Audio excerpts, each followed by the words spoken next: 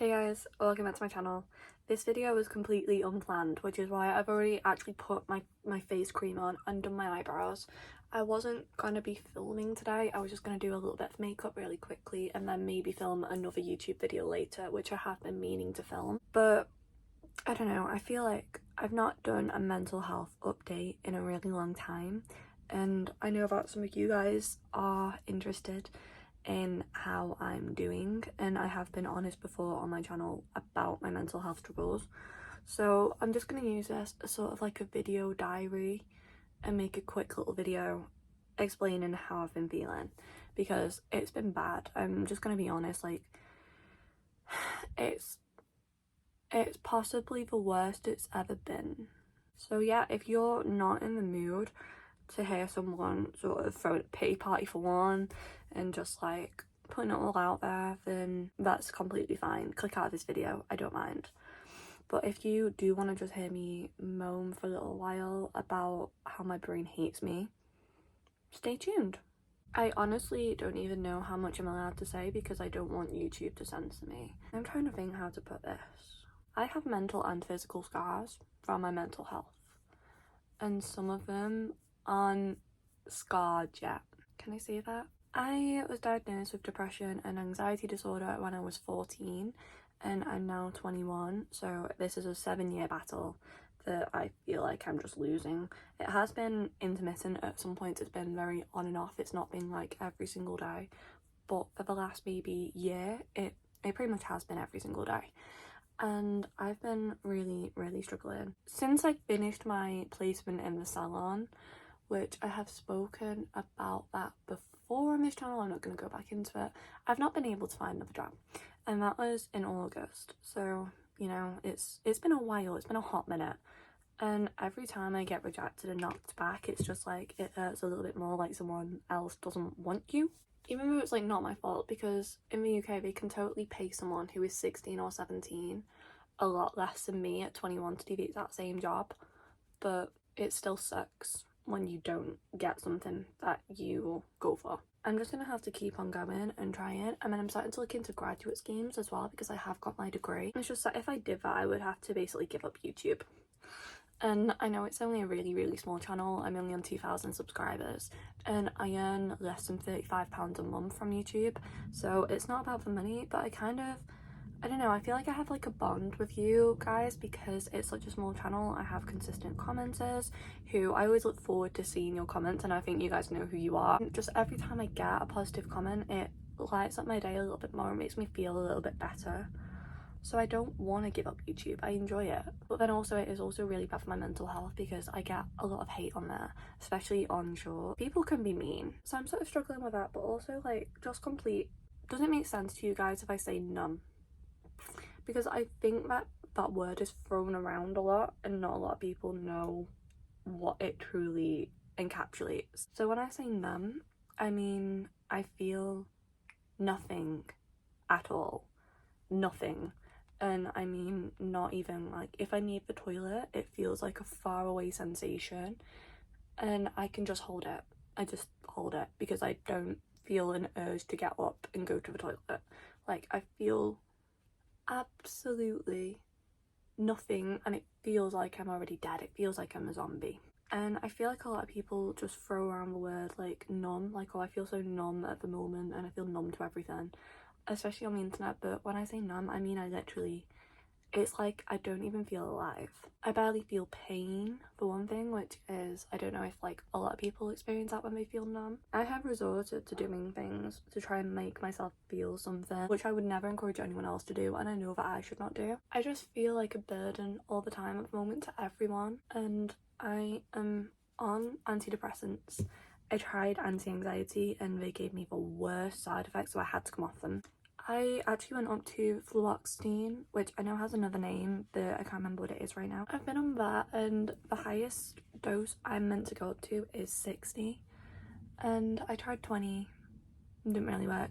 40, nothing. So we went up to 60 and then my doctor went on maternity leave and I still had an old pack of 20, which had not expired. So I actually upped my own dose to 80.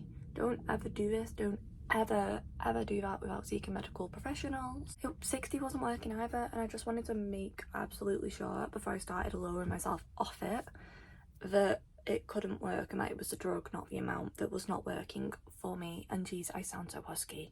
Why do I sound croaky? On these pills, however, one thing I have been, which I'm not normally, is incredibly loving. Me and my boyfriend are not dependent on each other. We love each other, but it's like we don't need to talk all the time. If he's on a night out, I'm not going to be worried. I trust him 100%. I'm not going to be worried. I'm just going to ask him to sort of text me where he is and when he's going there, just so that I know. But that's more like police. I watch a lot of true crime and I want to know if anything happens, exactly when and where it happened. That's like the impact Bailey Sarian has had on me. I don't think it's a bad thing though. But at the moment, twice within the last week, I've had to ring my boyfriend just to hear his voice. That is not me. That is not us. I mean, I love him, but I'm not that clingy. I'm not that full on. And fair dues to you if you are, but that's just not me as a person, and it's not us as a relationship. I've never done that before. Just ringing him to hear his voice. Bear in mind, I saw him either that day or the day before. So it's not like we've not seen each other in forever. It's just like at the moment, I want to be around him all the time. And I mean all the time. Like, I am like suffocating him probably. Out of 7 years of our relationship, I have never been like this before. So I think it is probably the drugs or the hormones or whatever, but it's driving me a bit crazy. I don't want to be that girlfriend. It's just not me. It's just not me as a person, and no shade to you if it is. Me and my boyfriend will just sort of text intermittently throughout the day.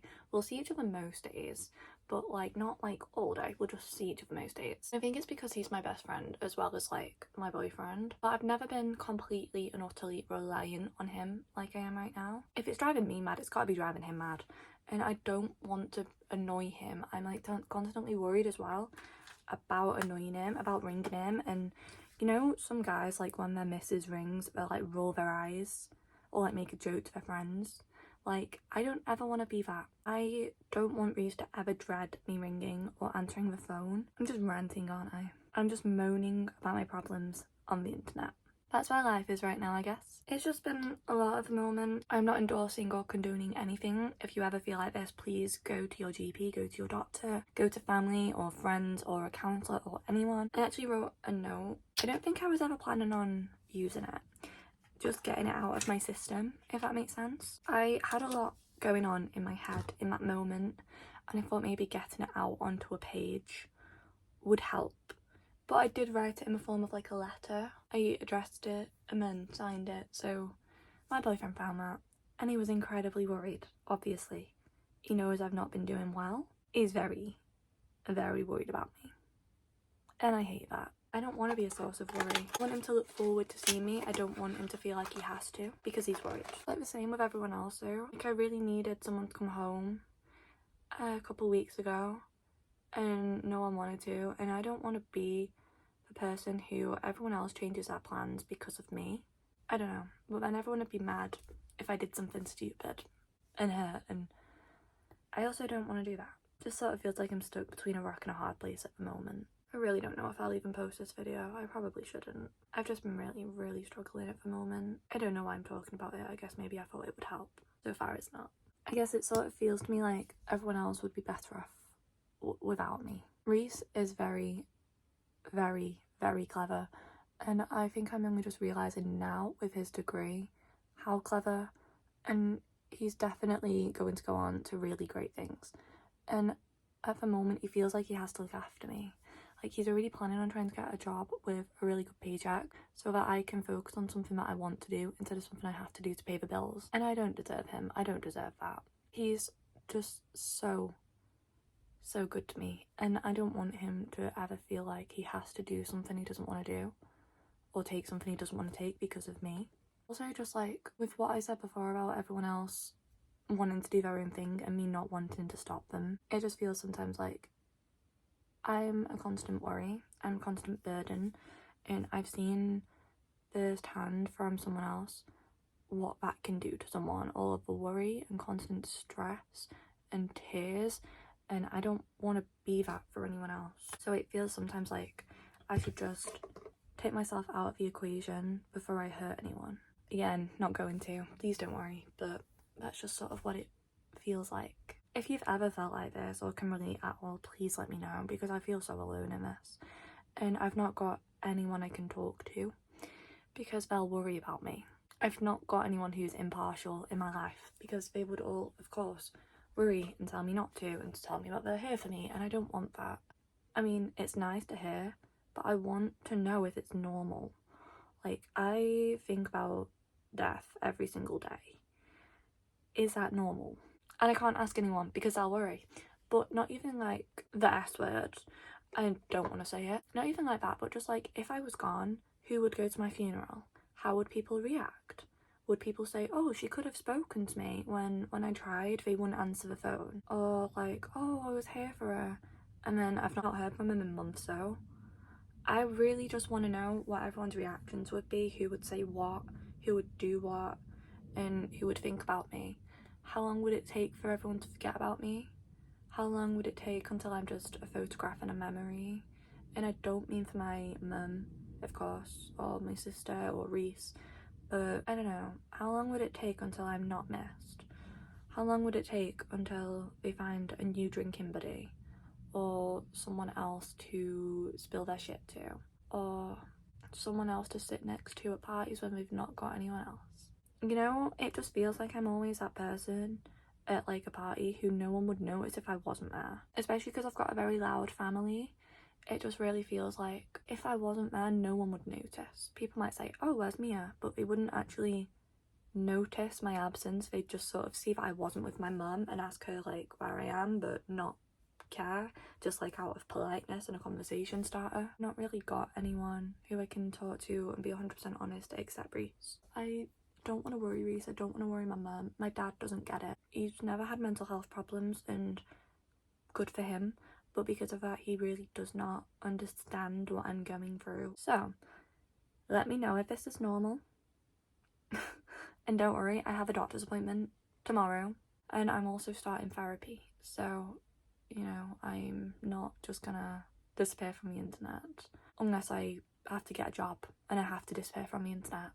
Yeah, this is just sort of, I thought while I was doing my makeup I'd just chat and be a bit honest with you guys, because I know some of you have commented before that you appreciate my honesty and then it makes you feel less alone and less weird and everything, and you are so not alone, you are so not different. Everyone goes through this, maybe not to this extreme, but everyone goes through mental health problems and through struggles, and a lot of people don't talk about it, which is why it's still stigmatized, which is why people don't realize that it's normal.